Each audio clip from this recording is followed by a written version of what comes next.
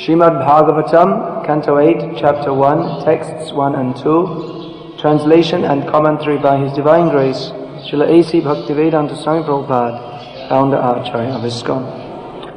Text number 1 I'll chant and give the translation, then together we'll chant text 2.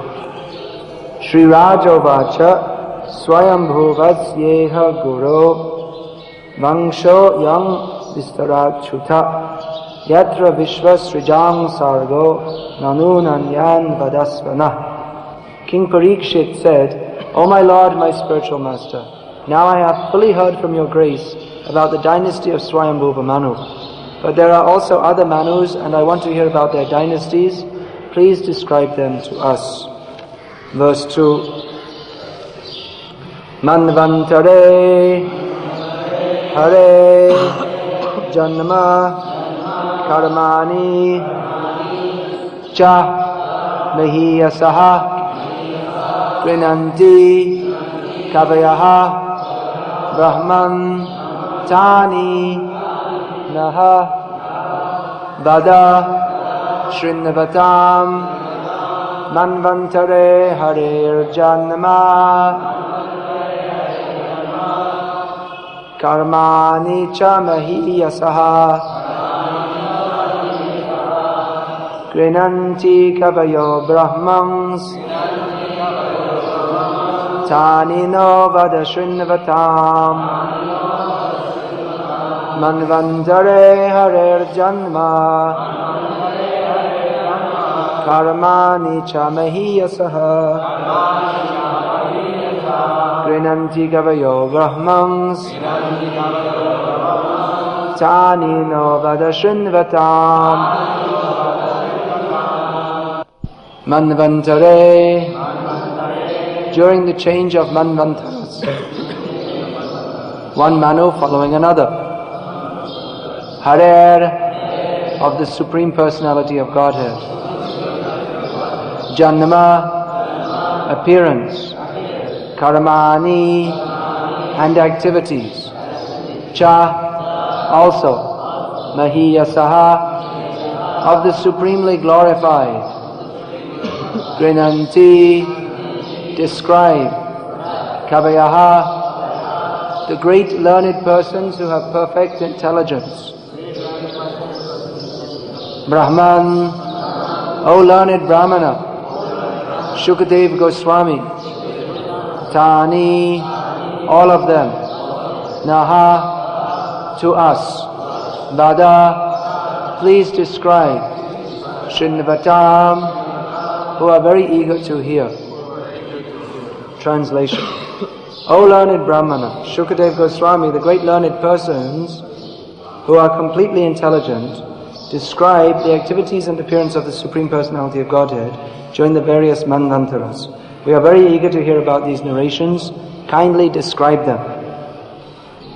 One point, Prabhupada during class, he told the devotees, when the curtains or the doors of the deity open or close, devotees may simply offer their respects by folding their hands, because Krishna is also present in the form of Srimad Bhagavatam being spoken, so as not to interrupt the concentration, presuming that we're concentrating.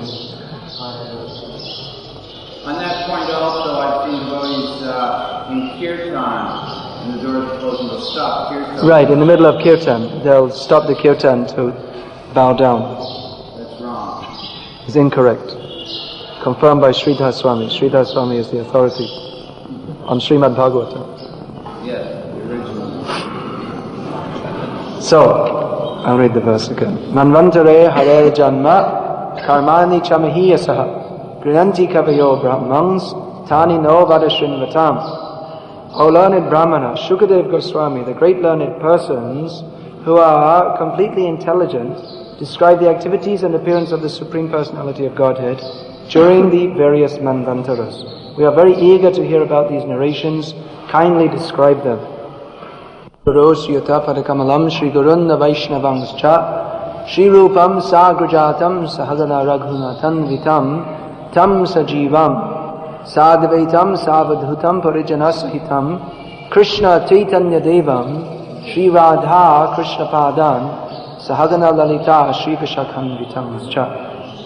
Nama Om Vishnu Padaya Krishna Preshtaya Bhutale Shrimate Bhakti Vedanta Swaminiti Namine Namaste Saraswate Deve Gauravani Pracharine Nirvishesha Shunyavadi Paschakta Deshatarine Sri Krishna Chaitanya Prabhu Nityananda Shri Advaita Gadadhar Shivasadi Gaura Bhakta Vrinda Hare Krishna Krishna Krishna Hare Hare Hare Rama Rama Rama Hare Hare.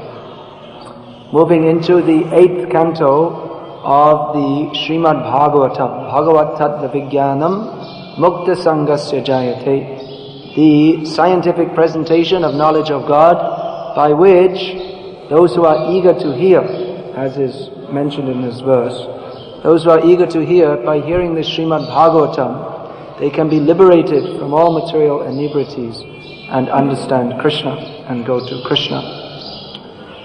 So here we see that Parikshit Maharaj is very eager to hear from Shukadev Goswami, who is systematically presenting knowledge of God, and following in the disciplic line from Shukadev Goswami, we are also very thankful, as Parikshit Maharaj was thankful to Shukadev Goswami, to hear from Srila Prabhupada the Bhaktivedanta purports on Srimad Bhagavatam, which clarify the matter. The matter is already clear, but because our heads are muddled, because our consciousness is muddled and unclear, therefore, just to make it absolutely 100% clear, without any room for speculation, we have this system of hearing from the Acharya, who repeats the message as is heard in disciplic succession, and specifically explains each point where there may be some room for misunderstanding.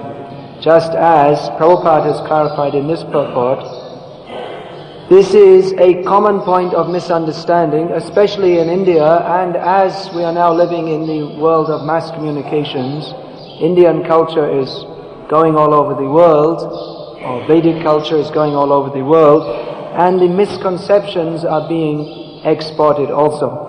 So this is a very common misconception that there may be many incarnations just by imagination. There are so many imaginary incarnations. In India there are many. The number is increasing every day.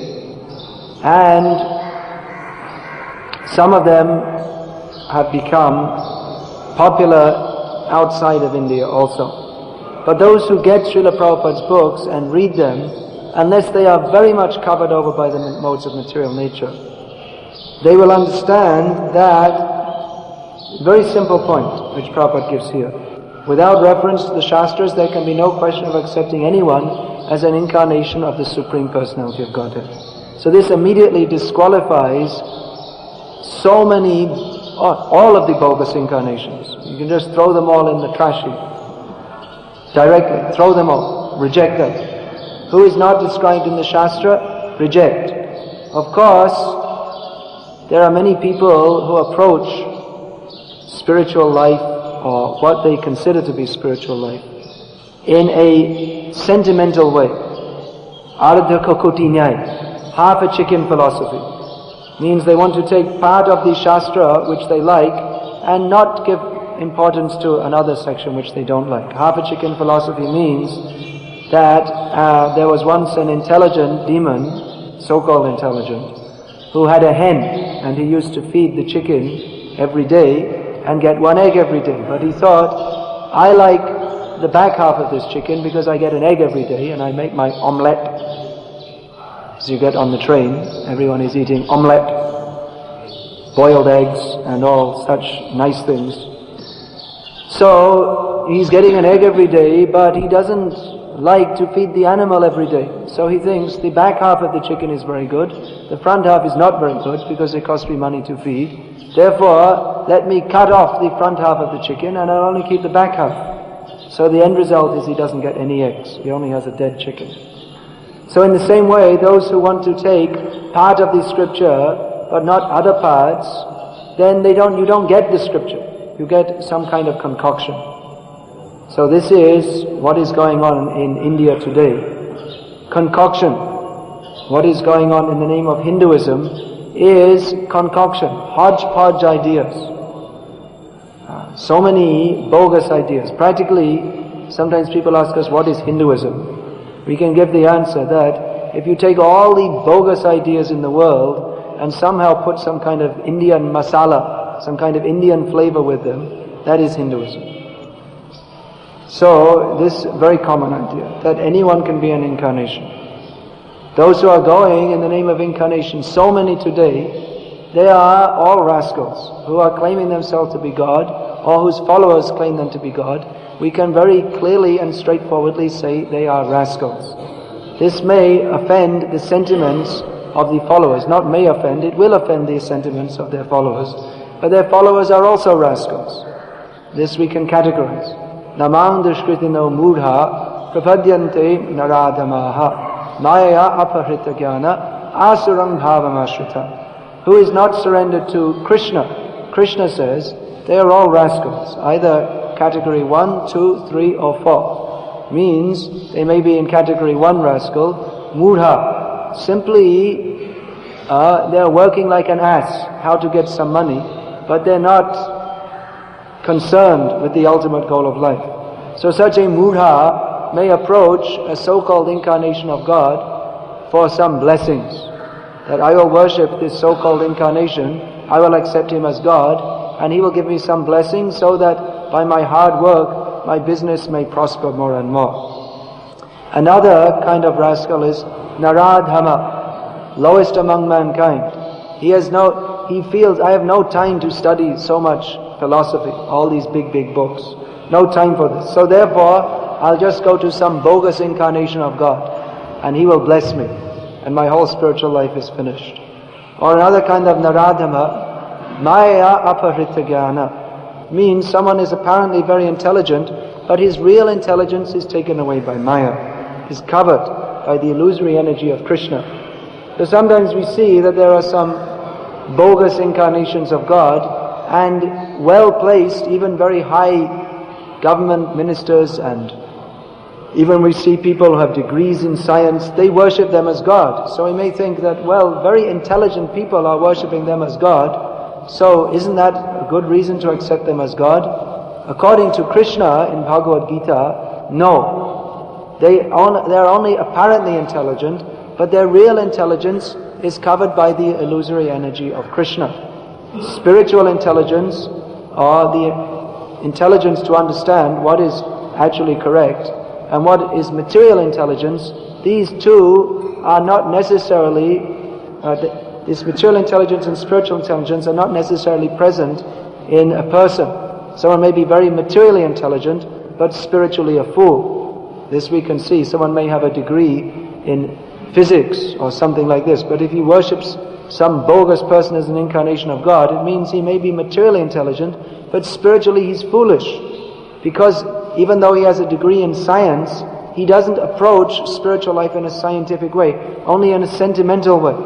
If he sees that someone can do some magic tricks which defy the law of physics as he knows them, therefore he considers, this person is doing something beyond the laws of nature, therefore he is controlling the laws of nature, therefore he is God. Not a very scientific approach, because within the laws of nature, of course, not within the laws of nature as known by modern physicists, but there are within the laws of nature certain powers which are called siddhis, which yogis can attain. These powers such as the ability to vanish, or the ability to bring something from somewhere. He can just take it. Prabhupada gave that example. One yogi, when Prabhupada was a child, this yogi took some pomegranates from Afghanistan, brought them fresh into his room in Calcutta. So by prapti siddhi, one can make things appear. Just, he may show the empty hand, close it, and then some ashes, or maybe if you're more lucky, a gold watch, and he will make it appear. But this is within the laws of nature. It is not something which ordinary people can do, but those who have acquired mystic powers, they can do it. But this does not mean that they are God. God, he performs wonderful activities. here in this Srimad Bhagavatam Canto 8, we are going to hear about Urukrama, Vamandev, who performed wonderful activities.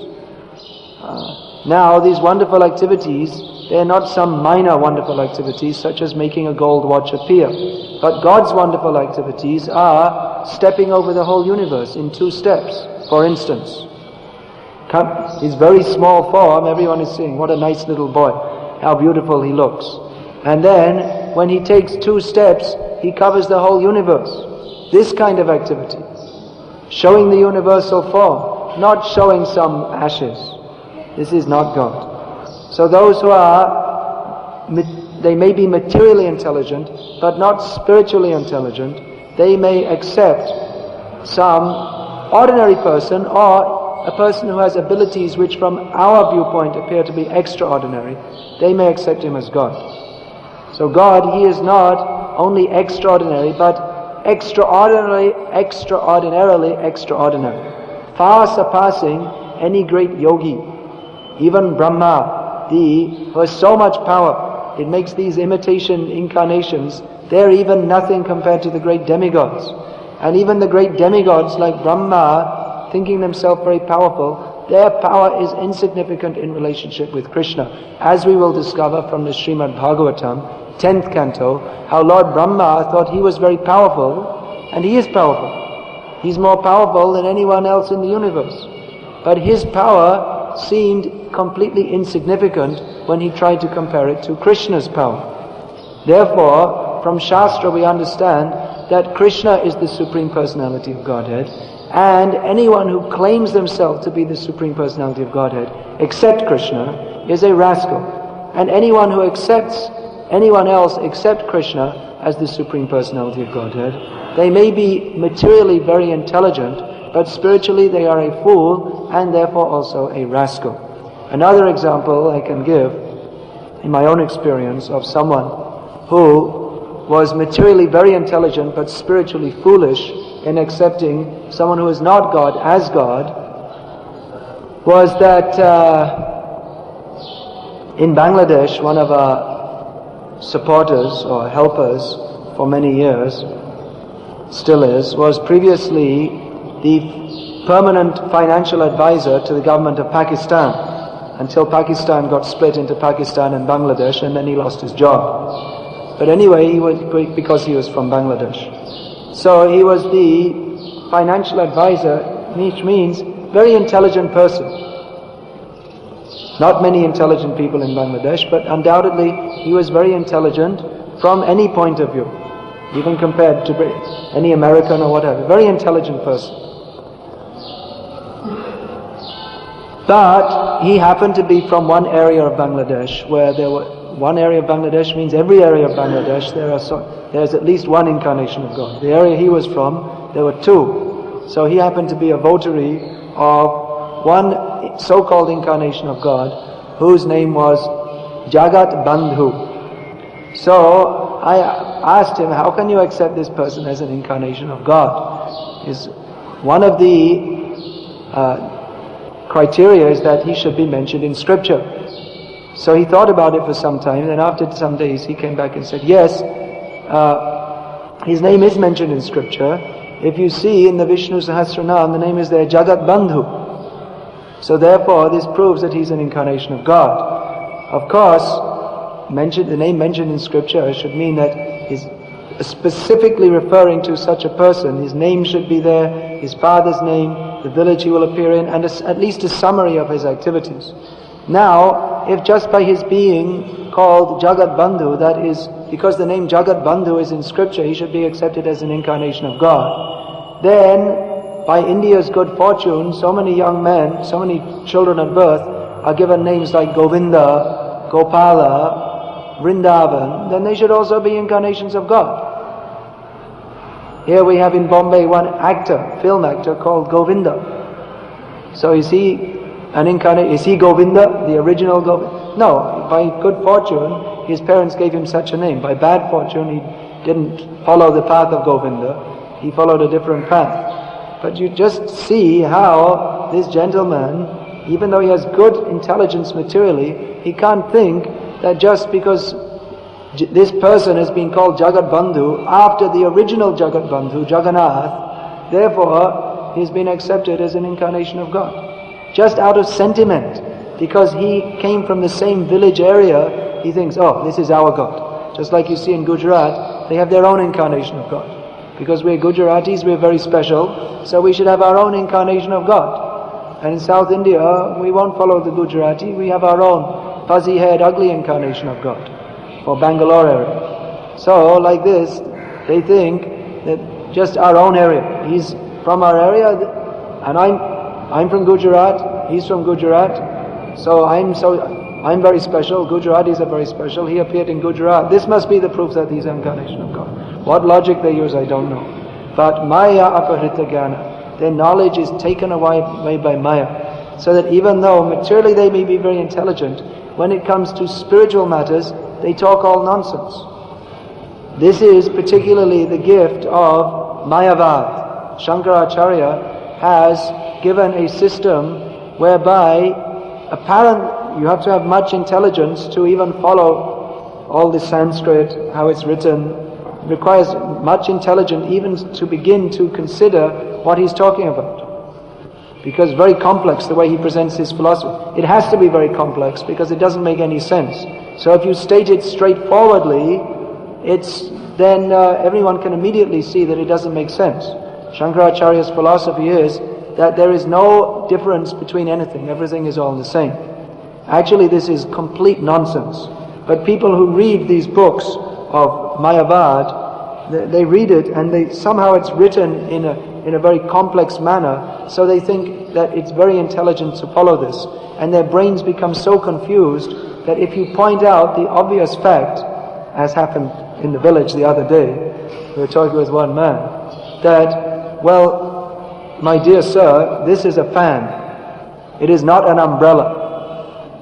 Can you say it is exactly the same as an umbrella? Well, maybe in a higher sense. There's no way that a fan can be said to be the same as an umbrella. We may ask him in the rainy season to take one fan outside to protect him from the rain. And even you can give more graphic examples. If you say that food and stool are the same thing, then why not eat stool? It'll be cheaper. You can recycle. You pass, you eat. You pass, you eat. It will be cheaper.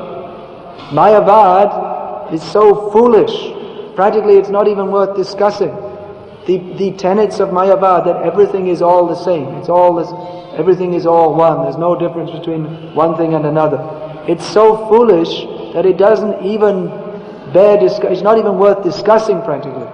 But it's been presented in such a quasi-intellectual manner that people think that it's very intelligent to propound this philosophy. They have the idea that, I was speaking with a Mayavadi. He was not just a village Mayavadi, but real Paka Mayavadi. So he was saying that I was saying that in the scripture, if you see original scripture, then there's talk of bhakti. So how can you say that this is original scripture states, we have scripture, Janmadyasayataha is explained that Satyam Param Dhimahi Om Namo Bhagavate Vasudevaya. Original scripture points to Krishna, to bhakti. Bhagavad Gita is eternal, spoken millions of years ago. Krishna says, Bhaktya Mama Vijanati.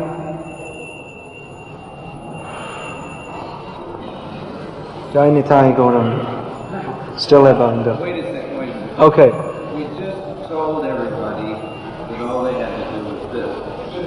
Everybody off to their vacation. Yes, it has just been said that when the doors open or close during class, one should offer one's obeisances like this. But because, presumably, when it was said, you weren't listening, therefore the message has not got through. You can't hear? I'm speaking too fast, and the sound is reverberating. All right, I'll say it slowly.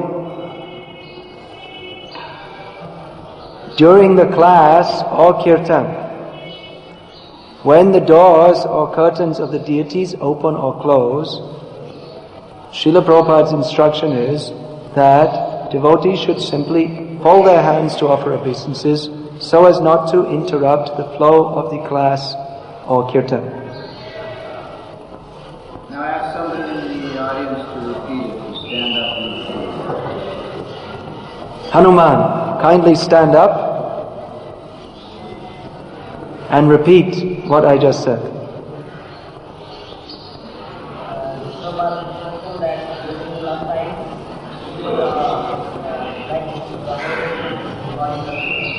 Should we also bow down?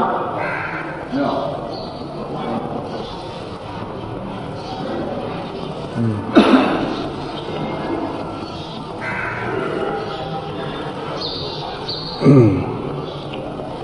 So Maya Aparita Jnana. So I was saying that original scripture points to Krishna, to bhakti, and Shankaracharya brought something else. So his insight on this is that was given at the beginning when people were less intelligent. But as people evolved more, then when the time was right, Shankaracharya came and gave the real understanding for those who are more intelligent. Just see, this is mature rascaldom, very carefully thought out rascaldom. That which is given at the beginning of creation by Krishna, he very clearly says in Bhagavatam we have Ritirtam na pratiyeta Ritirtam yat pratiyeta na pratiyeta chatmani. He very clearly says at the beginning of creation to Brahma, the most intelligent person in the creation, that anything which is conceived of outside of reference to me is meaningless, nonsense, including Mayavad. So Maya Aparita Jnana and Asarang Bhavam Ashrita. Those who are very severely taken of the demoniac nature, then they also follow all demoniac conclusions, such as accepting a bogus person as an incarnation of God. And we find this often, that even if we present logic, shastra, so many reasons, that those who are of demoniac mentality, they will not accept. Even if they're proved wrong in argument, even if their points are obviously absurd, they won't accept, because their nature is demoniac. They don't want to surrender to Krishna. Even if it's pointed out that the fan is different from the umbrella, still they will say, well, even if it is different, I don't see why I should surrender to Krishna. Their whole point is how to avoid Krishna. Therefore, Prabhupada, how he was preaching, straightforwardly, to the point, making everything clear, not compromising, not wishy-washy, not sentimental, presenting the points clearly. Prabhupada said, my books are those who are for more sincere. So we're seeing this, as Prabhupada's books are distributed, people, those who are more sincere, they read, they appreciate. This we find all the time. Just 2-3 days ago, I met one nice couple. They were very much appreciating Prabhupada's books, how that they're from pious background, and we used to follow so many things. Now we only follow Krishna because we've read Prabhupada's books. We understand that as Prabhupada has presented, as ISKCON is presenting, this is the only correct way. Everything else is wrong. Prabhupada has showed us clearly. So in this Prabhupada centennial year especially, one of the points we want to emphasize, this point which Prabhupada himself emphasized more than others. He emphasized so many different programs, but especially he emphasized distribution of his books, because by distributing Srila Prabhupada's books, those who are more sincere, they will appreciate. And those who are not sincere, they will also become sincere by giving a donation and taking these books.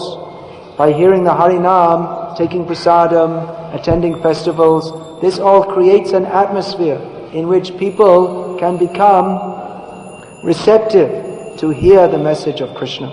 So all these activities, we are simply making an atmosphere to bring people in so that they can hear the message of Krishna. Hear the message of Krishna means read Prabhupada's books and also hear from the devotees who should also be reading Prabhupada's books so that they can state the fact very clearly. Especially here in India, we see many people who are piously inclined, but they are misled, for instance, by bogus incarnations of God. So we should know the philosophy very clearly so that when people come, we can teach them what is the actual fact. People are misled, therefore, despite their piety, they may even come to the temple, chant Hare Krishna, say it's very nice, and then go home and worship Krishna at home along with all the different bogus incarnations. So our aim is to bring people in and to give them the actual philosophy as it is, Sarvadhaman Parityajya Mamekam Sharanam Raja. Clean up people's lives, clean up their altars. We can go into their homes, clean up their bookshelves. We can relieve them of many unwanted things. Krishna consciousness means anarita nivriti, to become free from anaritas. Anarita means, for instance, attachment to everything which is not favorable for our advancement in Krishna consciousness. So people are thinking, chant Hare Krishna, chant Shivoham, it's all the same. Worship Krishna or worship some bogus incarnation, worship all the demigods, it's all the same. It's not. It is different. By following one path you get one result, and following another path you get another result. It is not that all the paths are the same. So these things we have to understand very clearly. Prabhupada has put everything in his books. We have daily class to understand these points. We should ourselves be fixed in these points, not sentimentally thinking that, well, maybe Swami so-and-so is okay. If he's not surrendered to Krishna, then he's not okay. That philosophy, I'm okay, you're okay. Prabhupada said, I'm okay, you're not okay. That was his rejoinder to the I'm okay, you're okay. Everything's alright, everything the same, everything nice. No. If one is following the path of Krishna as given by Guru Sadhu Shastra, Evam parampara praptam, according to parampara, then his position is okay. And if not, then you're not okay. So this we should understand clearly ourselves. Understand means studying Prabhupada's books very carefully so that we can convince others also. Now, here we see that in India, in this Prabhupada centennial year, the book distribution has started best in India. Top 2 places in January go to 1 Mayapur, well ahead of Bombay in number 2 position. So this is very auspicious for devotees living in India. There's very great scope for increasing the distribution of books more and more and more. Let us take advantage of this spirit which is being evoked in Prabhupada's centennial year. Now we have so many more congregational members coming also. Let us try and engage everyone more and more in this distribution of books. The BBT devotees, they have a problem that they're overworked, so let us give them more problem.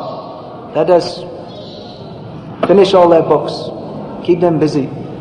Go on distributing books more and more and more in this centennial year. Hare Krishna.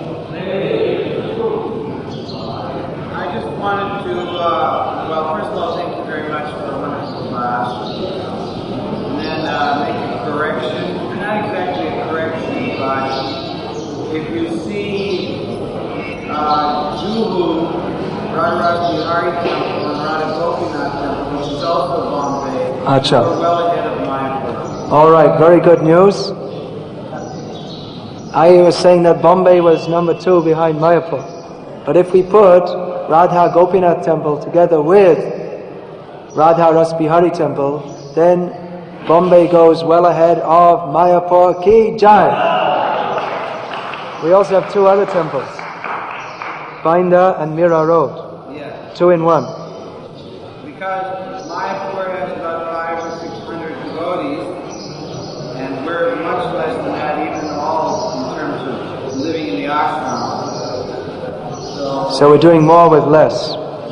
I also saw that Nayan Ranjan was way ahead in the full set distribution.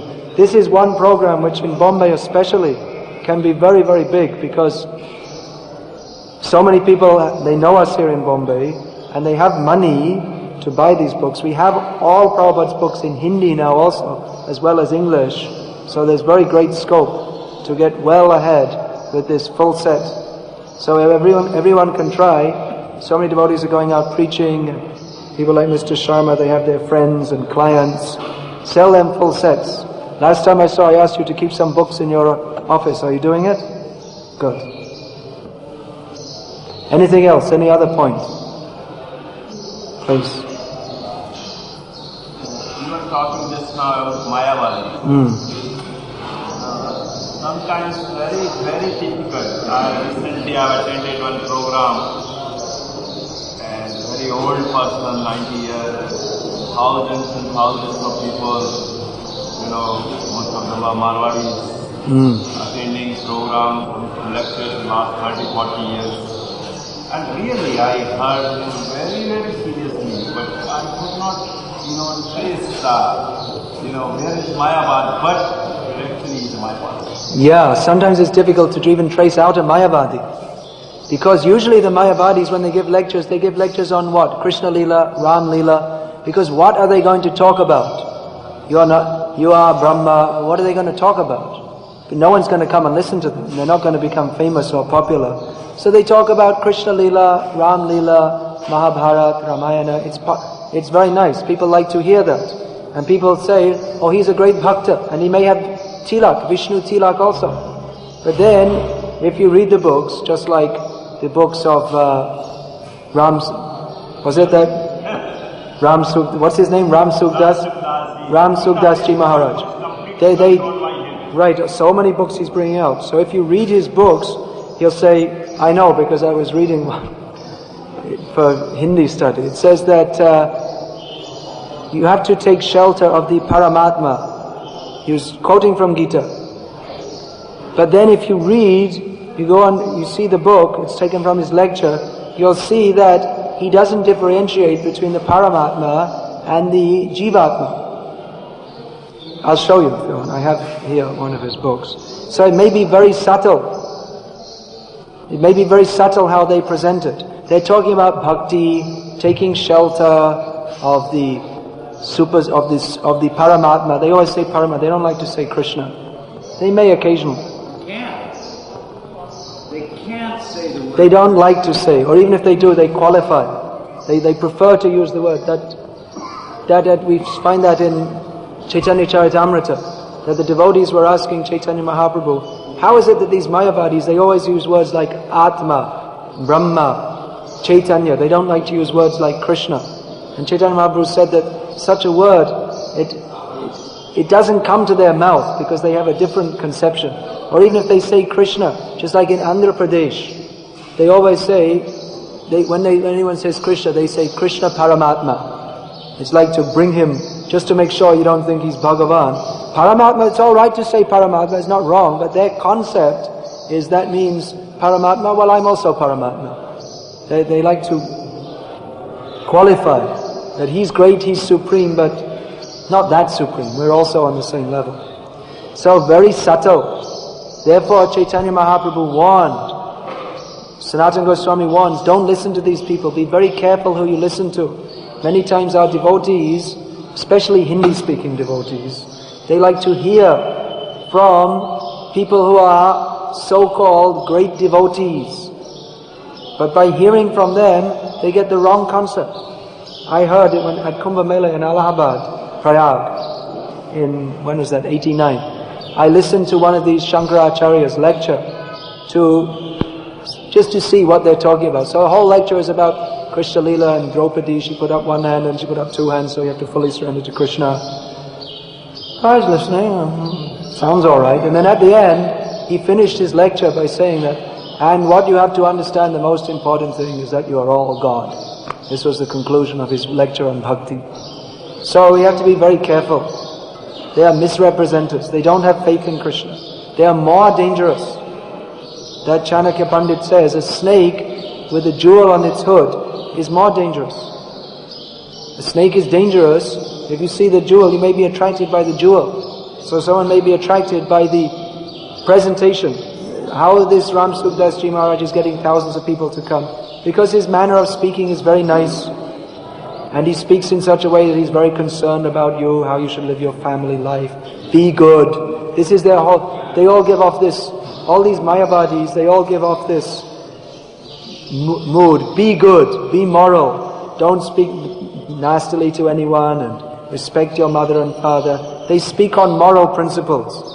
And people think this is wonderful, this is spiritual. This actually keeps people in a lower concept of life. It doesn't bring people to the transcendental concept. We're not saying don't be good, don't respect your father and mother. But they present this as if this is the all-in-all of spiritual life.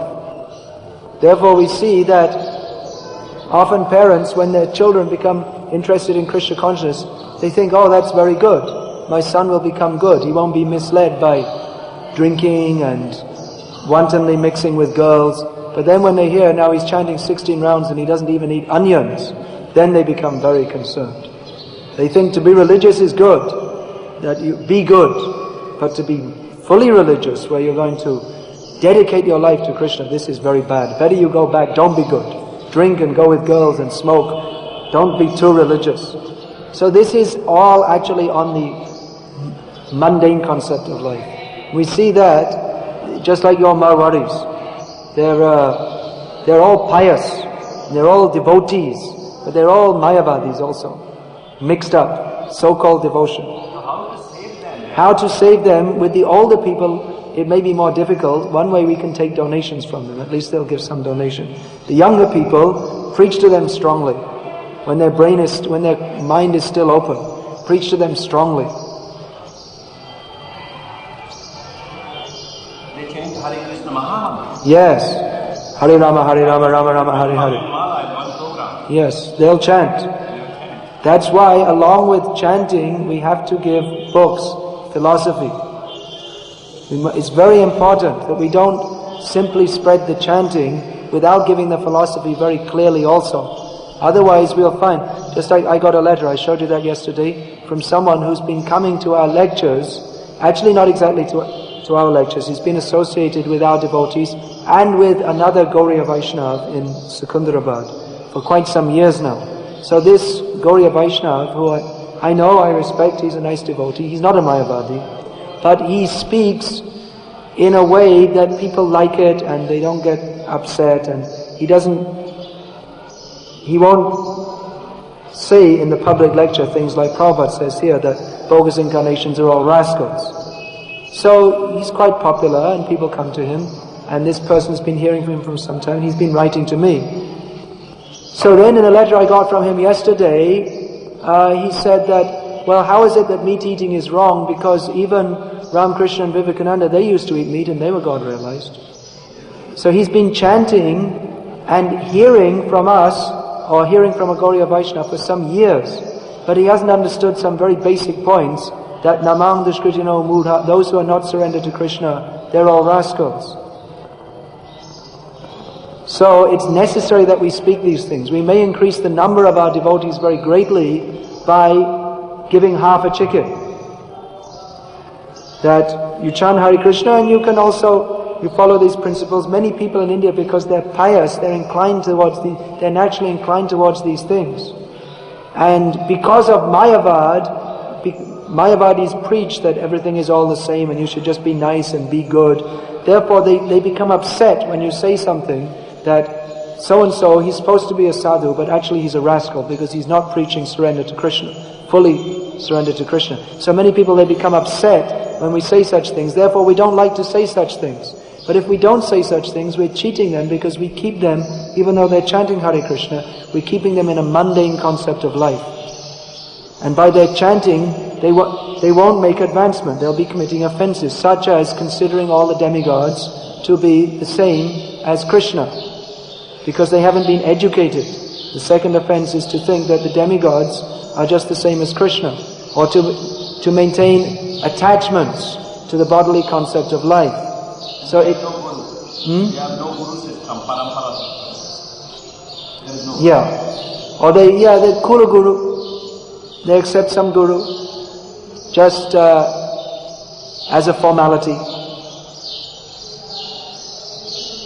So I would suggest among these older people, out of piety they'll take a set of Bhagavatams. Give it to them. Their children will read it. You can speak to their children also. Even middle-aged people, they may not be so far gone. Please.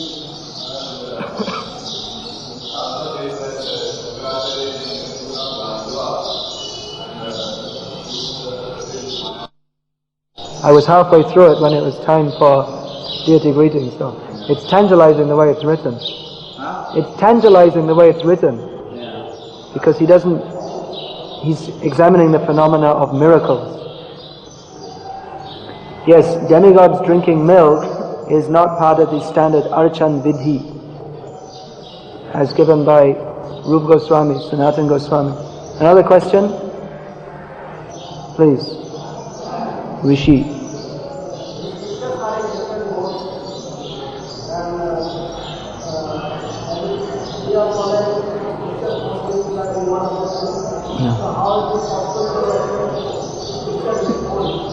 How is it possible to accept scripture?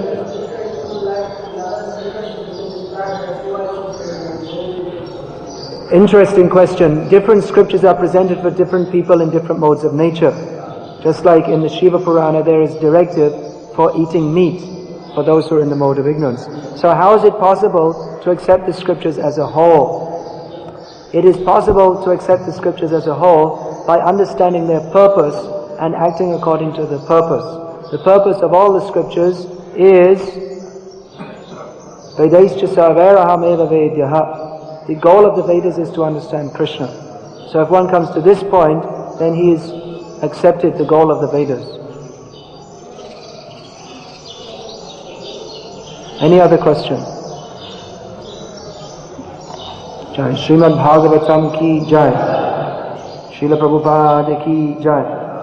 Hare Krishna.